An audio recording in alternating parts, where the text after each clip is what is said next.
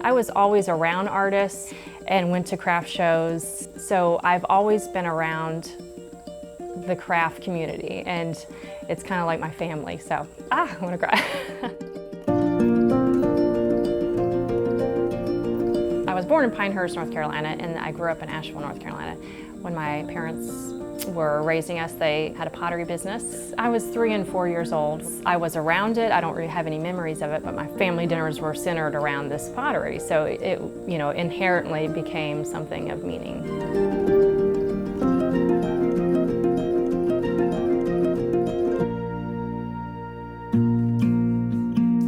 In high school pottery class, or art class, we did lots of projects and I fell in love with the material. When I went to college, I decided that I wanted to be an art major, and I got back into it and found my passion. So in school, we're trained to, find our way, and I ended up doing a couple apprenticeships with potters in their studio where I could learn the trade. It's not that easy, once you get in there, it is hard. You start your career with optimism, and you get hammered sometimes.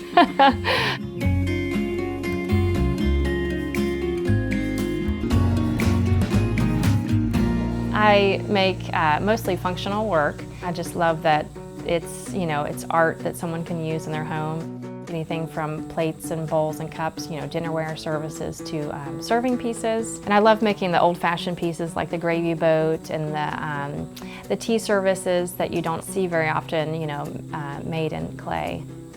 I think my work changes depending on our surroundings and where we are. I love the soft color palette, and I want myself to be reflected in the work. I love the curves and the lines that you get when you're pillowing out the clay, and I think that gives a nice, soft, feminine look.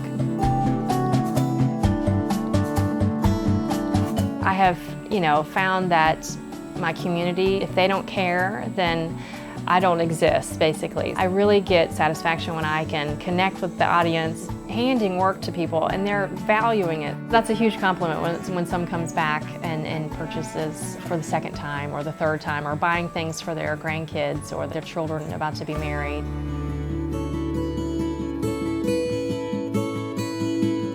I teach at a few different places in town. I'm surprised at how much I like teaching. I think as I've matured as a human, just connecting with other people in the studio has been exciting, and showing them, the things that I've learned from other potters or workshops that I've gone to.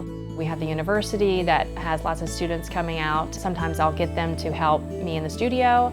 They're always curious on how to do this as a living, so it's good to be able to share that.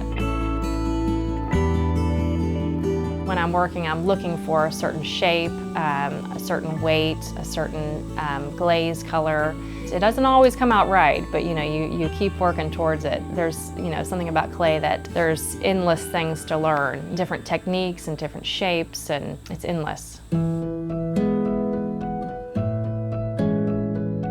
You have to have good support around you, and optimism, of course. It doesn't hurt that my husband does ceramics also, so I've got that support, and we're both, steadfast at this, and we're looking to other artists that are also headstrong in what they do.